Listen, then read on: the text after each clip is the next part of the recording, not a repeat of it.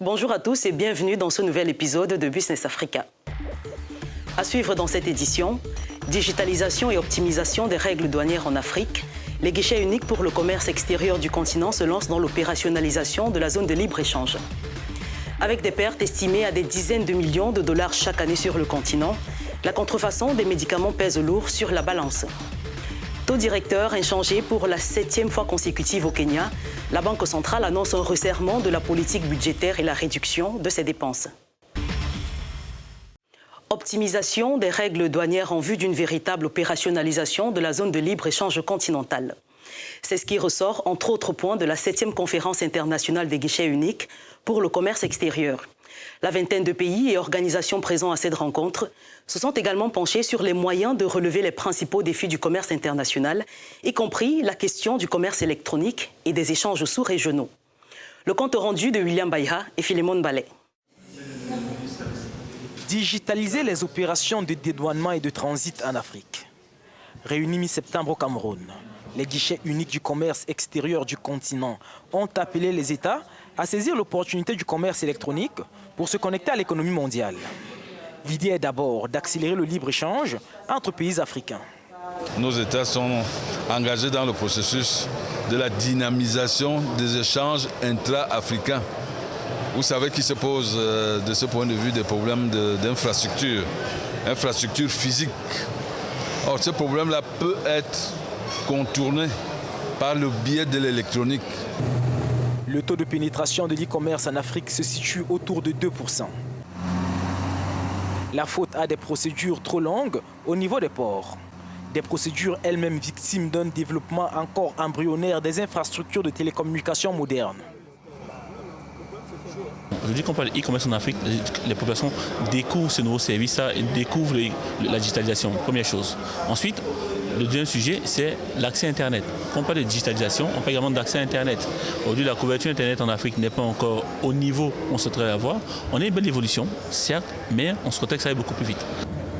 En se tournant vers la numérisation de leurs procédures, les guichets uniques africains comptent davantage tirer profit du transport par voie maritime qui irrigue 90% des échanges commerciaux à travers le monde, selon l'Alliance africaine pour le commerce électronique.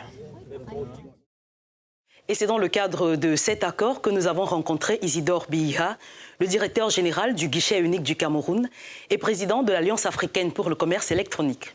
Nous avons discuté des avantages et opportunités qui s'offrent au guichet unique avec l'arrivée de la ZLECA. On regarde. Alors, vous savez, la ZLECA, nous considérons la ZLECA comme une avancée historique pour l'Afrique. Je pense que tous les Africains rêvent effectivement d'une intégration politique, mais surtout économique, pour faciliter les échanges, pour permettre effectivement à l'Afrique de se développer à partir de ses propres économies. Alors, ceci étant, je pense que nous avons là un challenge énorme. Et la ZLECA ne peut être une réussite que si son environnement se met véritablement en place et permet cet échange entre les Africains. On peut échanger entre pays, mais si les procédures viennent se traduire en tracasserie, je pense qu'on n'aura pas gagné grand-chose. Et c'est à ce niveau que, je pense, les guichets uniques sont appelés à apporter leur contribution pour effectivement faciliter les échanges. Aujourd'hui, vous savez qu'il y a un certain nombre de guichets uniques qui sont mis en place en Afrique et nous souhaitons donc travailler. Des rapprochements ont d'ailleurs été faits à ce niveau avec l'Union africaine. La question de la faisabilité de la mise en place des guichets régionaux au vu des besoins et exigences spécifiques de chaque région a également été évoquée. Alors, je pense que le guichet unique, une des priorités de l'Alliance africaine pour le commerce électronique, c'est effectivement la promotion du guichet unique régional. Alors, ça veut dire quoi un guichet unique régional? Ça veut dire tout simplement qu'il faut qu'il y ait des guichets uniques nationaux. Un guichet unique régional n'est pas localisé quelque part. Un guichet unique régional, c'est effectivement la mise en commun de tous les guichets uniques nationaux qui existent. Il s'agit de mettre en place une plateforme qui permettra l'interopérabilité des guichets uniques nationaux. Non seulement c'est une recommandation de l'Organisation mondiale du commerce, mais c'est une nécessité. On sait aujourd'hui que Les guichets uniques ont un rôle très important à jouer en matière de facilitation, de simplification des procédures. Donc, à partir du moment où les guichets uniques nationaux se mettent en place, on peut donc envisager leur interopérabilité. Si je prends le cas de la zone CEMAC, nous avons un guichet unique au Cameroun, nous en avons un au Congo, nous avons un qui est en gestation au Gabon. Mais notre vœu le plus cher, c'est qu'en République centrafricaine, au Tchad, il y ait des guichets uniques qui se mettent également en place. Et c'est à partir de ce moment-là que nous pouvons construire ensemble.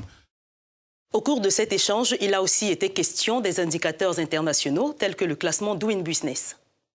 Vous savez, c'est un indicateur, il faut le prendre comme tel. Je pense qu'il a ses avantages, mais également ses limites. Si je prends le cas du Cameroun, nous sommes jugés à partir des critères qui ne sont pas tout à fait satisfaisants. Parce que quand on regarde de manière objective, des efforts énormes sont faits au Cameroun aujourd'hui. La douane n'est plus la douane qu'on a connue il y a 10 ans, il y a 20 ans. La douane aujourd'hui a fait beaucoup d'efforts pour se moderniser, pour être au service de ses usagers. Le guichet unique a apporté sa contribution en dématérialisant les procédures. Ça se traduit par des gains de temps qui sont quand même considérables. Mais le Doing Business, puisque c'est celui-là que vous avez évoqué, s'intéresse à des points particuliers. Je pense qu'au Cameroun, par exemple, c'est les importateurs de pièces détachées de véhicules. Si vous observez ce marché, c'est un marché extrêmement compliqué qui ne peut pas refléter la réalité des efforts qui sont faits au Cameroun. Donc, je pense que tout ça mérite effectivement qu'on nuance un peu, mais nous sommes tout à fait conscients qu'il faut améliorer notre classement. Mais vous avez d'autres pays à côté de cela qui s'en sortent très bien. Le Maroc, par exemple, a amélioré son classement au niveau du Doing Business, le Sénégal et d'autres pays, mais je pense que c'est effectivement un indicateur et je pense qu'en tant que tel, il faut qu'on le considère comme une motivation quelque part. Nous marquons une courte pause et tout juste après, nous ferons un zoom sur les conséquences de la circulation et la vente des faux médicaments sur les économies africaines. À tout de suite.